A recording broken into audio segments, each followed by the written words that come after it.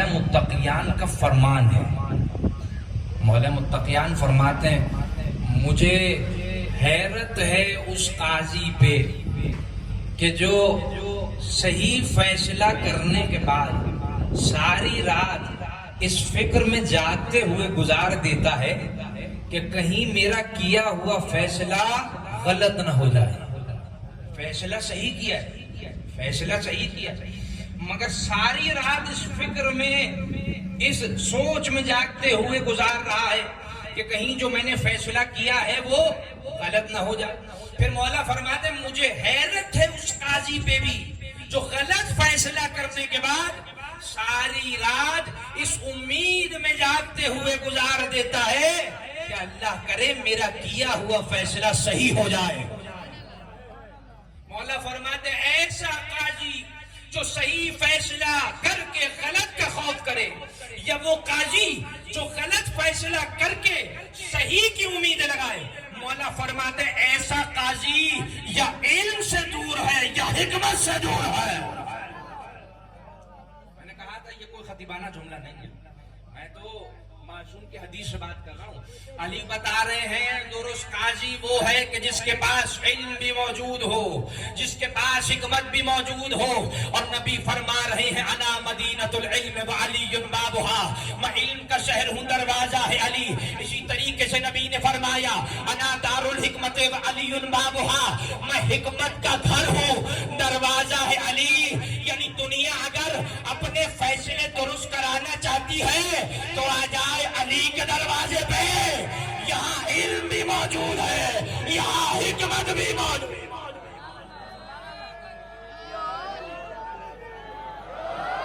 سلامت رہیے، آباد و شاد رہیے.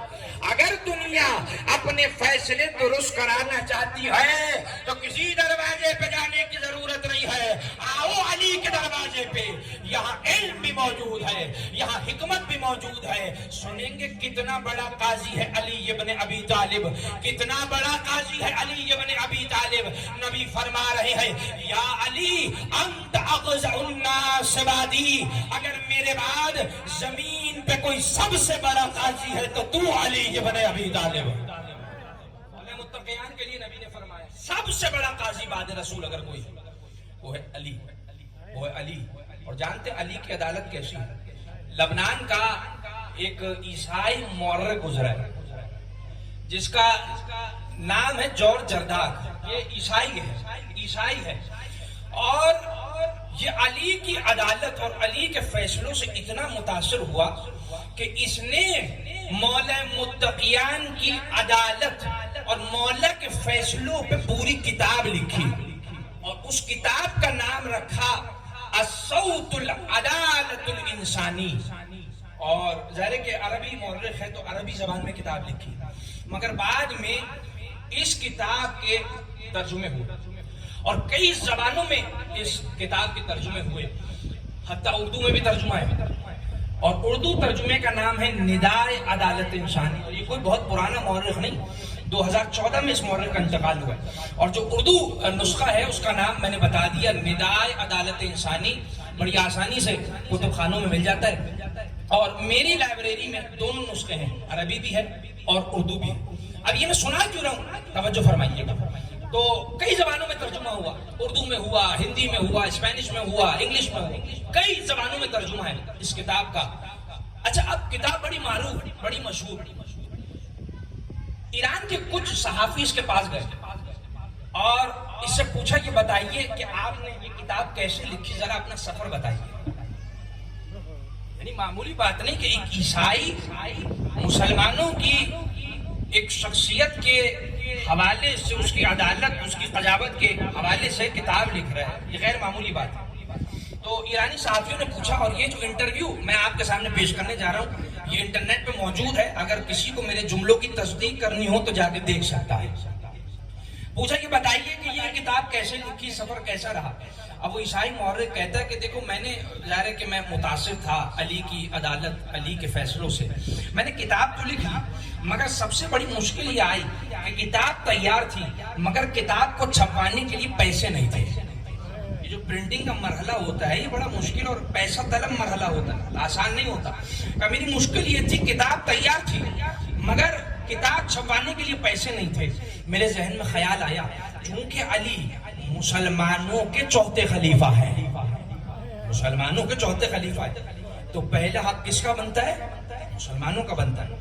وہ کہتا ہے میں بڑے بڑے مسلمان تاجروں کے پاس گیا, مولویوں کے پاس گیا, لبنان میں جتنے موجود تھے مفتیوں کے پاس گیا, میں سب کے پاس گیا اور میں نے وہاں جا کے کہا کہ دیکھو میں نے علی کی عدالت, تمہاری شخصیت ہے نا, علی کی قضاوت پہ کتاب لکھی تو سب کا فائدہ ہو جائے گا, میرا فائدہ بھی ہو جائے گا, کہ جو میرا علم اور میری معلومات ہے وہ لوگوں تک پہنچے گی, تمہارا بھی فائدہ ہو جائے گا, تمہاری شخصیت کے متعلق عیسائی کی کتاب لکھ رہا ہے, اور سب سے پڑھ کے تو ججز کا فائدہ ہو جائے گا, عدالت والوں کا فائدہ ہو جائے گا. وہ علی کے فیصلوں سے فیصلہ کرنے کا ہنر جان لیں گے, سب کا فائدہ ہو جائے گا. مجھے پیسہ دو میں کتاب چھاپوں گا. جارج جرداق کہتا ہے میں جتنے مسلمانوں کے پاس گیا, مالدار مسلمان, مشکل نہیں تھا ان کے لیے, سب نے یہ کہہ کے مجھے نکال دیا تم عیسائی ہو, تمہیں علی پہ لکھنے کی کیا ضرورت ہے, جاؤ تم جا کے عیسیٰ پہ لکھو, تمہیں علی پہ لکھنے کی ضرورت نہیں ہے. کہ میں جتنے مسلمانوں کے پاس گیا سب نے مجھے دھکے دے کے نکال دیا, کہ میں مغموم ہو گیا, میں رنجیدہ ہو گیا کہ جن سے سب سے زیادہ امید تھی انہوں نے نکال دیا, اب پیسے کہاں سے ملے, اتنی محنت کی کتاب لکھی. کہ میں نہایت مغموم تھا, میں رنجیدہ تھا, اور میں چرچ میں جا کے بیٹھ گیا. کہا میں بیٹھا ہوا تھا, چرچ کا پادری میرے پاس آیا, جب مجھے مغموم دیکھا, مجھے غمزدہ دیکھا, اداس دیکھا, تو پوچھنے لگا اتنے اداس کیوں ہو, غمزدہ کیوں نظر آ رہے ہو؟ کہ میں نے کتاب لکھی ہے مگر چھپوانے کے لیے پیسے نہیں ہے. وہ کہتا ہے پادری نے مجھ سے پوچھا بتاؤ کتاب کا موضوع کیا ہے, کتاب کا عنوان کیا ہے؟ کہا میں نے علی کی عدالت پہ کتاب لکھی ہے, میں نے علی کے فیصلوں پہ کتاب لکھی ہے.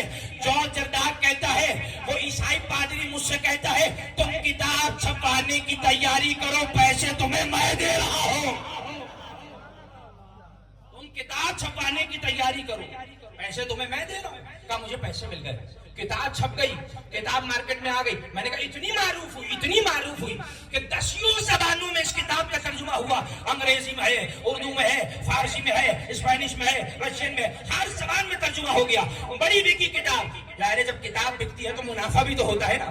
اب جارج جرداق کہتا ہے میں نے ایک ہاتھ میں کتاب کی اصل قیمت رکھی جو چھپانے کے لیے پادری نے مجھے دی تھی, اور ایک ہاتھ میں اس کتاب کے نتیجے میں حاصل ہونے والا منافع رکھا. کب منافع بھی ہاتھ میں لیا, اصل قیمت بھی ہاتھ میں لی. میں پہنچا پادری کے پاس, میں نے کہا اصل قیمت بھی تم رکھو جو تم نے مجھے دی تھی, منافع بھی تم رکھو, میرے لیے وہ عزت کافی ہے جو مجھے علی کے نام پہ مل گئی.